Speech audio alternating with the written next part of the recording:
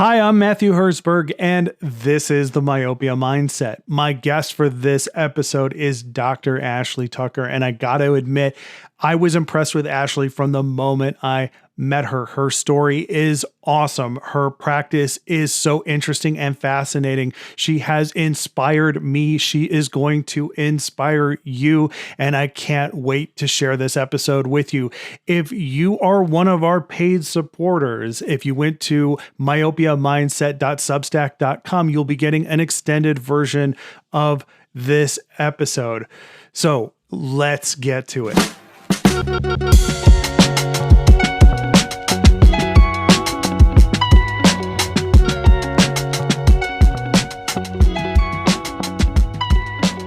All right, welcome to the Myopia Mindset. This is the podcast about inspiration, motivation, and education to help you on your path towards success in myopia management. And today's guest, I'm very lucky to have, because when I thought about coming back to doing a podcast, there was a set of guests that I had always wanted to have back on the Corrected View, but didn't get an opportunity to do like a deep dive interview with. And today I have Dr. Ashley Tucker on with me. She is a therapeutic optometrist at Bel Air Family Eye Care and the director of the Contact Lens Institute of Houston. She's a visiting assistant professor at the University of Houston College of Optometry. And in 2024, she was named a global ambassador for myopia management by the World Council of Optometry. Myopia management is but one of her many specialties, including orthokeratology. She has extensive experience fitting both adults and children.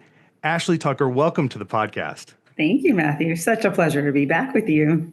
Yes, definitely. I am so happy to have you because, like I said in the intro, we did an episode with you and Nate, and I was, after the Corrected View, I was like, man, I always wanted to talk more with Ashley Tucker because I feel like we had a great conversation. There's so many interesting facets to your journey in myopia management, and your practice and the way and your style and approach to myopia management is both very similar and very different from a lot of, change makers in our industry.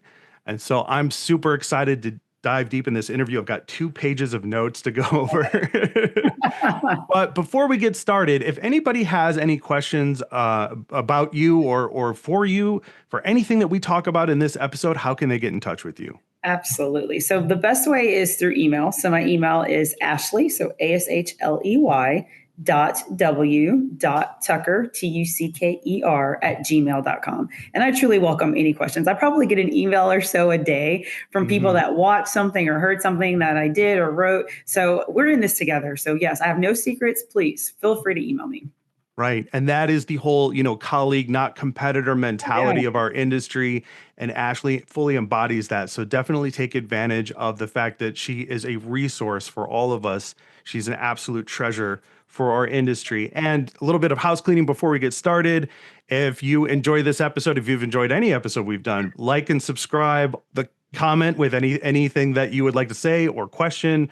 So you can do so in our YouTube channel or wherever you found this episode. So Ashley, I want to get started with the term therapeutic optometrist because I love this title. And I first obviously came across it. I didn't have it in my notes when I was preparing for this episode. But when I went to the website for your practice and I saw the term therapeutic optometrist, I was like, I have to know more about this. So explain this to me. What is a therapeutic optometrist? Yeah, sure. So in Texas, at least, it designates a doctor as someone that mainly diagnoses and treats glaucoma. That kind of is what designates a therapeutic optometrist here in the state of Texas. But I like to take that to a whole different level because I look at myopia as therapeutic. We are not just diagnosing and treating myopia, we are managing it in a therapeutic way. So I like, to put a little extra spin on the therapeutic topic, but for all intents and purposes, it's more specific to glaucoma in the state of Texas. Gotcha. Yeah, I think that's a great application to myopia management, that therapeutic aspect of myopia management, which is often overlooked, by, people who are trying to figure out how to do myopia management first and foremost. And one of the other reasons why I wanted to bring that up is because, I always like to say, Glenda Alamon turned me on to this phrase in the interview I just did with her, where she's like, every practice, every myopia management practice has to bring the doctor's special ingredient. And I think, what you just said speaks to Ashley Tucker's special ingredient. So that's where I want to start. Based on the therapeutic optometrist, what do you bring that is uniquely you to your practice, and how have you developed it in myopia management? Sure. So I'm in a big practice. So currently there are 6 of us. So we all practice primary care optometry, but we all have that little, like Linda would say, special ingredient. So for me, I would say specialty contact lenses is my love, my passion. It's what gets me excited to go to work every single day. But myopia is a very significant part of that subspecialty of specialty contact lenses. So my love for myopia management started with Ortho-K. That is just what got me excited. That was what brought the passion to what I do every day. Ortho-K has that magic factor, Yes. that little special something that gets parents and patients excited. So I would say Ortho-K is my magic sauce. It's Hmm. what drives patients into the practice. I don't always go with orthokeratology for my myopia management patients, but a lot of them seek me out because I'm one of the few, unfortunately, doctors in my area that are specializing in Ortho-K. Right. And you kind of cut your teeth on adult Ortho-K, if I Oh yeah, remember correctly. Is that yeah. true? Oh yeah. So I always get from parents, well, do you do this on adults? Do you just do this on kids? And most of the parents that have myopic children, they're also presbyopic. That's a whole different animal. So, I Right. let them know, like, yes, if you're myopic, absolutely I can do orthokeratology with you. But I have a lot of young myopic patients that are not pediatric, like 19s, 20, college age, or even people that are embarking on a career that have never really had to wear correction. Ortho-K is very attractive to them. So yeah, I do Ortho-K on anybody that's eligible that it makes sense on for sure. Right. And I love that part because, I grew up in an Ortho-K pioneer practice, working for my parents. And, you have this particular quality that you are part of the new gen, Right.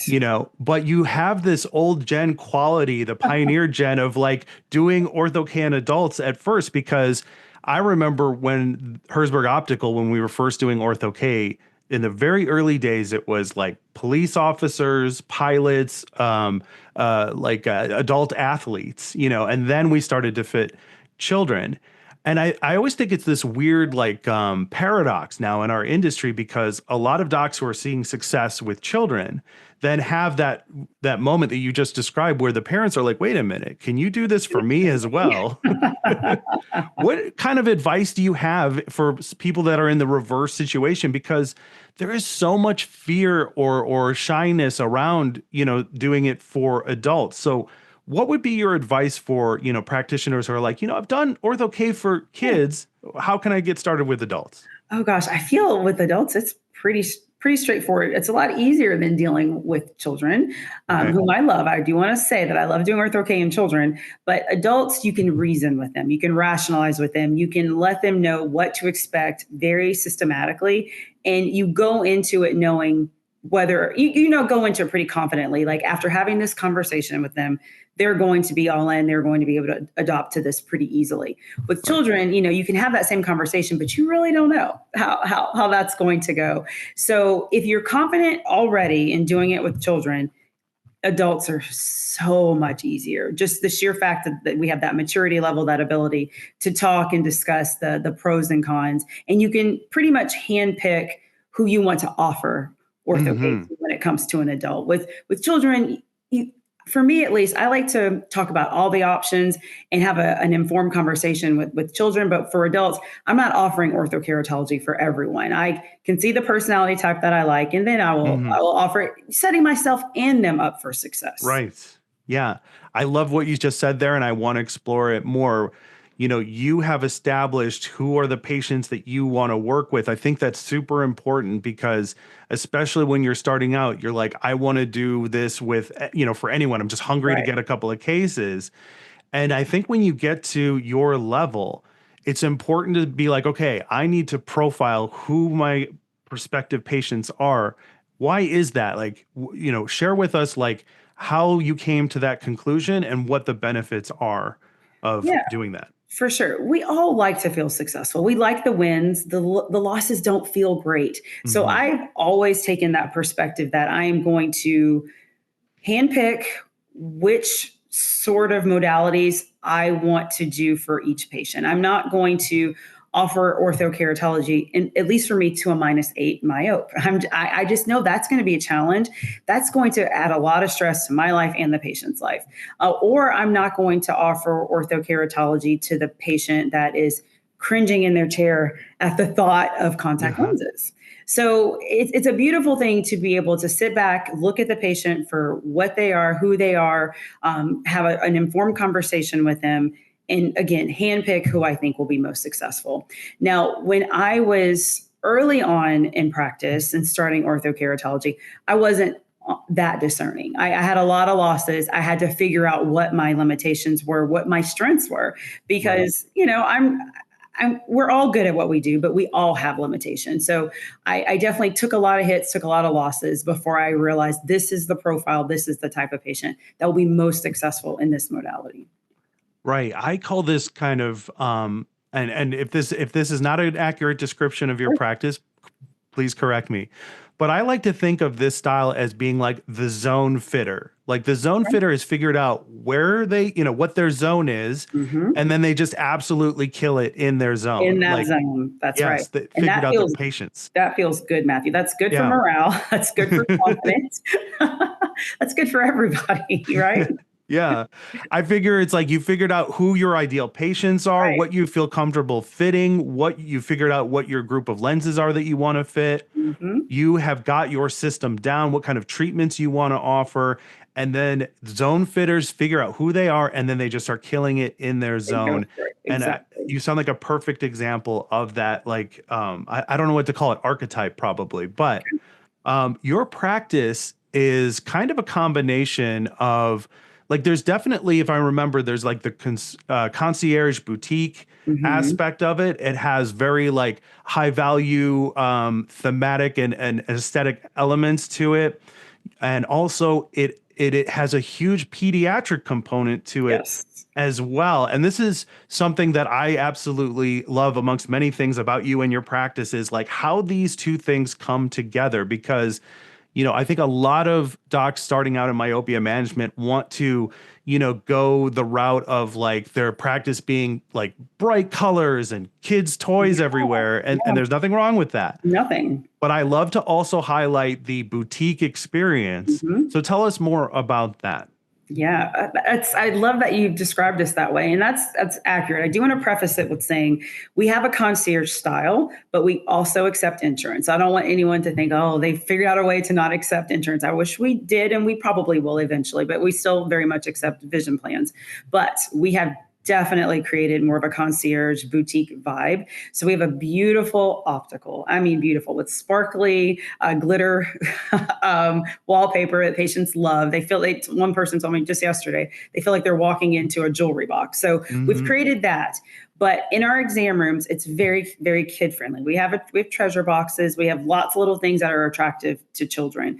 But we wanted to merge that. We wanted to be Bel Air family eye care. We did not want to just market to adults, and we did not want to just market to children. We wanted people to know that we're a one-stop shop from grandma all the way down to infants, to be Right. honest. So with that, we get to capture every single type of patient in every area of their life. They never have to leave our practice for anything from the moment Mhm. they're born until they need glaucoma care, macular degeneration care, whatever they need, we are equipped to accomplish those sorts of goals for our practice.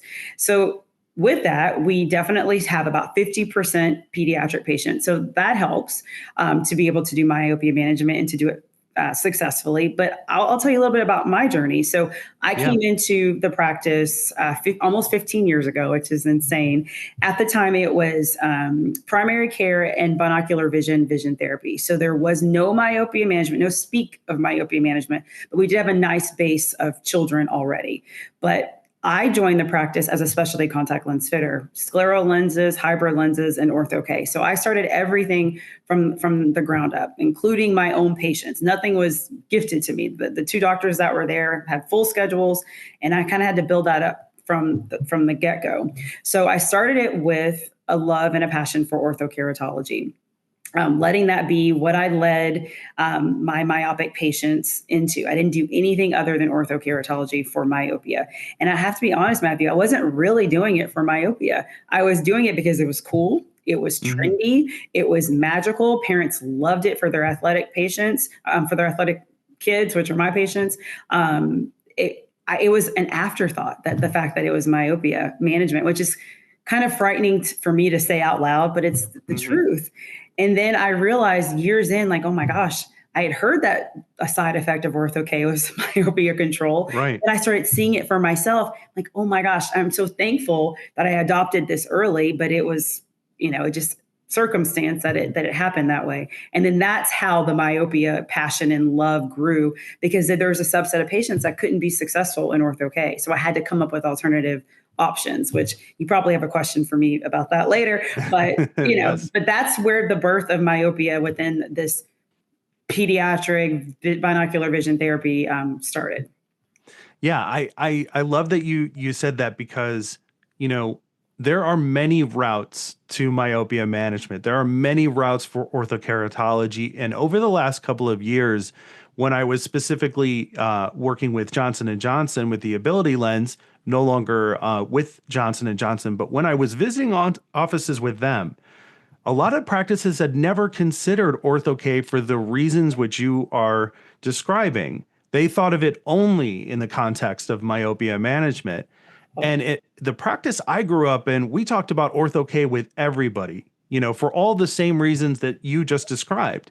And I said, you are missing out on, a whole subset of potential patients. I'm in my 40s. I'm starting to do, this, Oh, no. so we started fitting me in ortho-K, you know what I mean? And it's like, I don't have to wear glasses, and all the friends that I have are like, wait a minute, I thought you were just in glasses. It's like, not anymore. So I love that you said that, because we need to open up the conceptual potential of orthokeratology. It's not just for myopia management, it's for dry eye, it's for cosmetic. At Herzberg Optical, we would say we can do, ortho-K will do anything like glasses and contacts can do, but better. Better, yeah. Yeah. And I love that you have positioned it as like, this appealing, cool, high-end, trendy aspect, because a lot of our culture is in like finding solutions around those particular problems. So thank you for mentioning that. Of course. I do want to mention that there's a perception that orthokeratology is difficult. It requires all this super specialized equipment, super specialized training. It really doesn't. It's simpler than what most people probably can imagine. And then you can evolve to the more complicated patients, to the more complicated equipment, but you really can get started with a basic topography, a really good refraction, and a good manufacturer that will work with you, and a good consultant. Right. So I just want to encourage anyone that's even thinking, that's on the cusp of putting it into your practice, just start with a simple patient, a good personality, somebody that you can just be open with. Like, look, we're going to do this together. We're going to get this. And then your confidence builds. Like that's how it started with me. And I'm like, I think at last I counted over 2,000 kids in ortho-K. And it's just over 10 years. It's like, wow, I can't even believe it, but it's so rewarding. Gosh, it's so rewarding. Yeah. And the best thing that you can do when starting out is keep it simple. Yes. I love what you're saying, because a lot of the docs that I've talked with in the consulting capacity have said, like, I just feel overwhelmed. It's this idea is so intimidating. Right. All right. So what else can we do to take away that intimidation factor? I've brought this up before. I want to say it again, because you're the perfect person to ask this question to. So many docs feel like they have to be experts. Okay. And like, obviously we can't be experts at everything that we start, but what can we do if we can speak to that new to myopia management doc and just speak directly to her? What kind of things can we set her up for success with? Like, you don't have to be the be all end all expert. What kind of advice do you have for her? Yeah, I would like to humbly speak on the fact that It's interesting that you call me an expert. Maybe you are or not. I don't know, but I have a lot of experience. But that came with starting somewhere. I had to start somewhere. And it's about being confident in caring for the patient and letting them know that we're in this together. We're going to go on this journey. There's no guarantees, but I want to try something and I want to try it with you. I've chosen you to be my first patient. I'm honest, just like that. My first MySight patient was like that. My first Ortho-K patient was like that. And there's probably 5 or 6 more that I had to have that conversation with. But then you start feeling confident. You start feeling the patient is so grateful that you've chosen them. So I would just say choose one person, choose one family to get started with. It has to start somewhere. We all started somewhere. And then lean on people like you, like me, that are willing to handhold, because we are all in this together. And I love nothing more than when someone reaches out and says, look, I want to get started. Where do I start? And I will immediately say, let's schedule a phone call. Let's Zoom. Let's just talk through the questions that you may have. We are all here for each other. It's not about being competitors. It's the bottom line is we want the best for our patients. And as a community of people that care, we will overcome those fears of getting started. Yeah. Yeah. We cannot afford to put up walls and divisions in our industry. It's too small. There's not enough in the myopia management industry. And I wanted to follow up on what you just said because I have a quote from the last time that we were on a podcast together. You said that and I hope I'm getting this correctly, but you said the best thing that you can do for someone is to do something wonderful for their child. Oh gosh, yes. And I think that is so applicable, especially to what you just said when you're starting out. Like if you make that your focus about like, I am here to try to do something wonderful for this parent's child. Yeah, exactly. Explain like where that quote comes from and like how it benefits your practice. Yeah, that kind of gave me the feels really, because that's what embodies what happens almost every day in my practice. Because the last probably 3 hours of my day is myopia management. Because, when kids get out of school, that's when they follow up and do those sorts of visits. So just yesterday, I had a patient's mother who said, thank you, which those are 2 simple words, but you hear thank you in all different aspects of your life. But when it comes from a mother to a mother about their child, oh my gosh, that is the most impactful 2 words I could have heard. And that just made my day. That resonated with me for the rest of the day. And it was about me talking to her about MySight, putting her child in the lens several years ago, and she hasn't progressed at all. So I did something wonderful for that lady's child. And she's so grateful, and she will be eternally grateful. I now see her. She had a different doctor. So she as an adult comes to see me. Her brother-in-law, her nieces and nephews, her mother, all of them now come to me simply because I did something wonderful for her child, which was simple. I just talked about myopia, talked about controlling the myopia and putting her in a lens. That was it. That was so unbelievably simple. There are way more complicated things we have to do in practice every day. This is just too simple to pass up. Right. Let's talk about how you present myopia management, all aspects of it, MySight, Ortho-K, atropine, whatever the case may be, because I think it's important to, we talk about the special ingredient or the secret ingredient being you. Like, how do you go about presenting myopia management? Like, walk us through that, when you are, when you are presenting to the parent. Like, I think there's a lot of pressure with a lot of docs to like blast their parents with information. It kind of gets a little scary. What is your strategy? Like, walk us through it. Yeah. So I used to be that person, Matthew, that would talk about statistics. I would talk about the scare tactics, like, oh my gosh, your child might end up with glaucoma, retinal detachment. I don't do any of that anymore, because that's information overload. And that's not the way I would want to be communicated with. So when I have a child that is myopic, I'll say, okay, little Johnny is nearsighted. What that actually means is their eye is a little bit too long for their age. As they grow taller, their eye tends to grow longer, which means their prescription gets a little bit bigger and their retina gets a little bit thinner. So those are things that I'm concerned about. And I really want to protect your child's vision. And thankfully, we have ways now, and I'll list the ways that we can protect your child's vision. Let's talk about them a little bit more in depth. But I may talk about all options, or I probably will have already observed little Johnny enough to know this is my recommendation. I really think Ortho-K will be better because he's only 6 years old. This is something that stays in the home. You have complete control. The lens goes in at night. You take it out in the morning. When Johnny wakes up, he's going to be able to see great throughout the day. There's no pressure about him losing his glasses, contact lens falling out, needing to bring solution. I really think Ortho-K is the best option for you. Or flip it to the other side. This child is already wearing soft lenses. I really think this particular lens that is FDA approved, called MiSight for myopia control, is a better option. She's progressed about a diopter in the last year. This lens is FDA approved for slowing myopia control. I really think this will be a very easy transition from what she's wearing to something that'll be more therapeutic. So simple. Yeah. And talk about your myopia advocate. That's a huge part of your practice. Yeah. So that role has evolved, and the person has changed over the years because, in real life, there's staff turnover. As much as you may love your person that life happens. So I always have a point person in my office that I have trained that has been in the exam room with me countless times, to the point where they could say my spiel themselves or answer all the questions that parents will potentially ask. So that person is not in the exam with me all the time. They're mostly available if I need to baton toss, because I personally like to have those conversations with parents. I don't want to put them in a dark room and, pull out the contract. I don't like that. I like having the conversation I just had with them.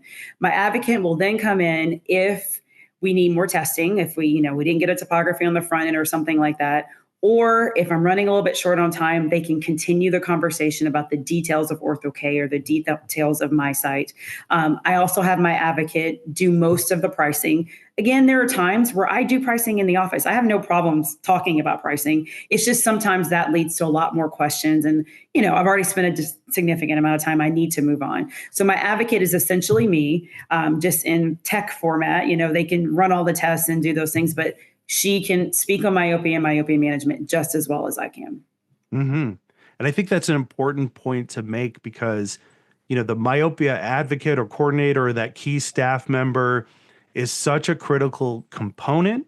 Yes. And they can really help you in so many different ways, right? Like, obviously, you have no problem talking about pricing. A lot of optometrists are not good at pricing. Right. And I understand that. I just feel like it's more authentic when I'm talking about everything. I'm creating the value, and then I'm telling them the price. And I say with a straight face, I'm not apologetic, because I stand behind the fees. The fees include all of this, and most parents are like, okay, I really don't have much pushback. And I just feel like it feels more, again, authentic to come from me. One more thing I want to say about the advocate is that they will plant the seed about myopia management during the pre-testing process. So, when they're in the exam room checking vision and the child sees 20/50 with a -1, -150 auto refraction, I have advised my advocate to speak on myopia control and myopia management just briefly. Like, have you ever heard of this? Dr. Tucker will give you more information on how we can control this from getting worse. That little nugget has the wheels turning, and parents can hardly wait until I come in. They don't even want me to refract. They want to talk about myopia management immediately. I'm like, can I just refract little Johnny first? I don't say that. I'll start talking about it. But that little nugget creates a beautiful pathway to organic conversation and not just a salesy kind of, awkward conversation. Right. Yeah. And the practice I grew up in, we worked on patients for 5 years on average before we saw a turnaround back in the day. And so it really makes me like, I bring it up all the time because it really like warms my heart to hear that we are now in a better position with parents. There's more knowledge out there, because of the pandemic, screen time, all of these things come into play. And having this multifaceted component to your practice is an absolute necessity, in my opinion. I think you once said that at the practice that you're at, it's a requirement to either already be good working with kids, or you have to be open to learning how to be good with kids. Can you go more into that and why that's important? Because I think that's critical. It's critical, and it is a requirement.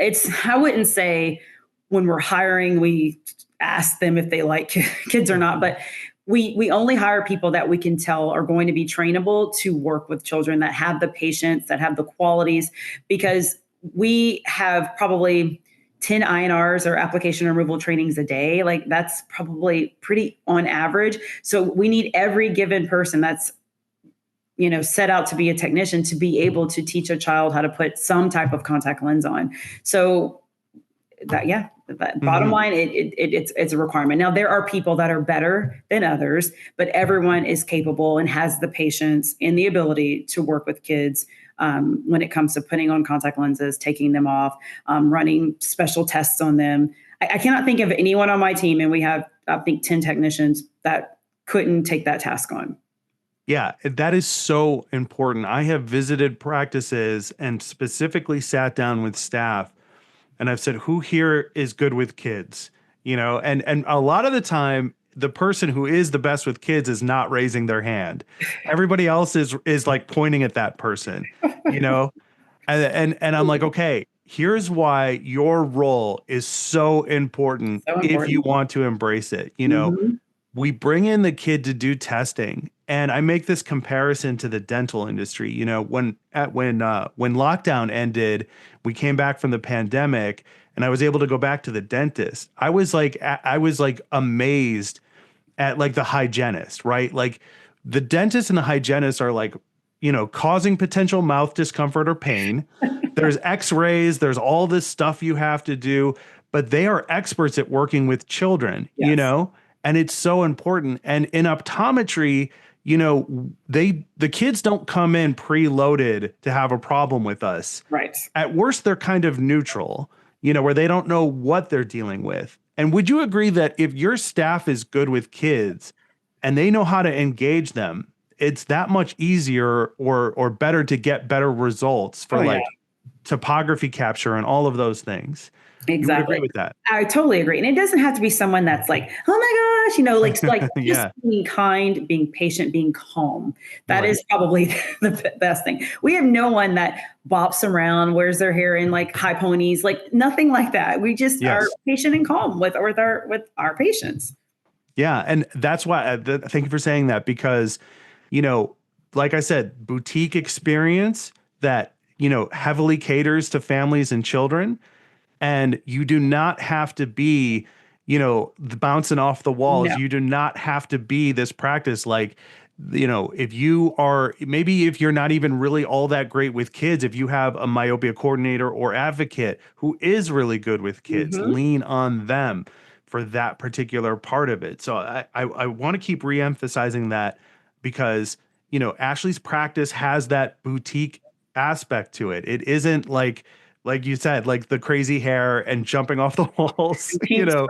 No, we all are very professional. Black scrubs, very crisp looking, but we're kid friendly for sure.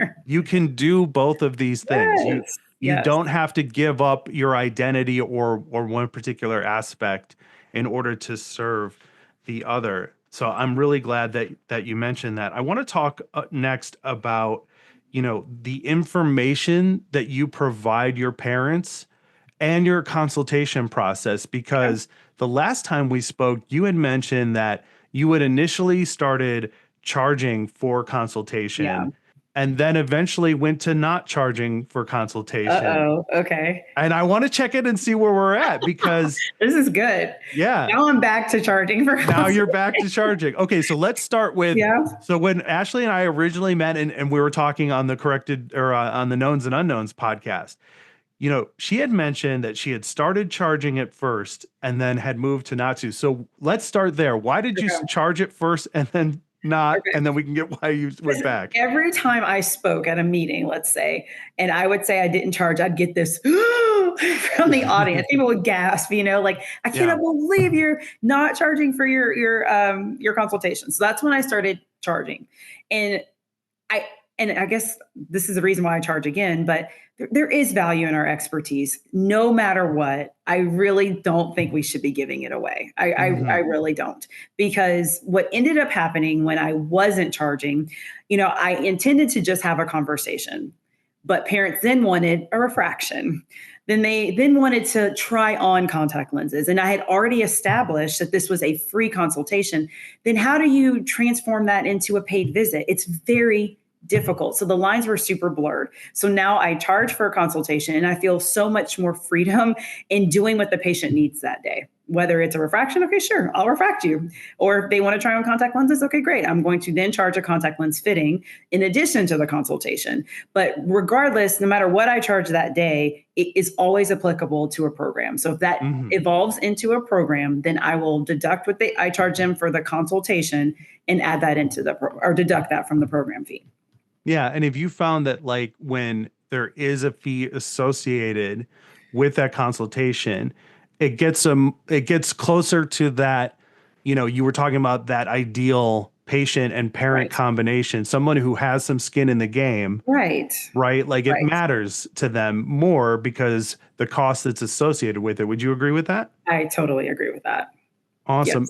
Yes. Now, I don't want to talk about fees specifically, but I do want to talk about charging appropriately, and I can only imagine that as part of the boutique experience, there are the appropriate fees to compensate doctors and the staff and the practice as a whole.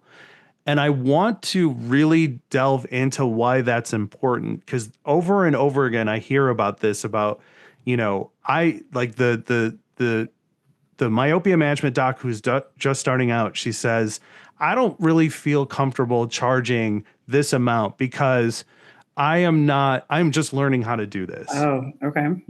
And I don't feel like I'm justified in order to charge what seems like a high amount. And I say, that's very understandable, but I think you should charge that full amount. And if you're not going to take it from me, take it from Ashley Tucker.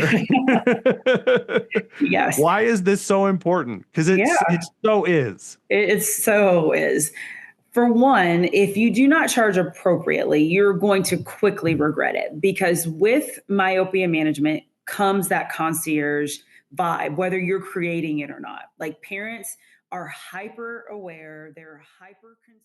All right, well, that's it for this regular version of the episode, but the discussion doesn't stop here. It actually continues in an extended version of this episode, which is available to our Substack supporters. You can, if you're interested in getting the rest of the episode, consider becoming a paid supporter of the Myopia Mindset. In addition to an extended version of this episode and every other episode that we do, you'll also get access to exclusive monthly bonus episodes of the Myopia Mindset. And I know you're interested. You've made it this far. And for the cost is $12 a month, which is basically the cost of a cup of coffee each and every week. And that's how I like to put it. Listen, if you would buy me a cup of coffee each and every week to nerd out about myopia, to bring on amazing guests, to spread the word about how awesome myopia management is and how more ECPs should be engaged in this specialty, then please consider becoming a paid supporter of the Myopia Mindset. You can do so on our Substack. myopiamindset.substack.com is how you do that. Thank you so much for your consideration. I'll see you at the next one.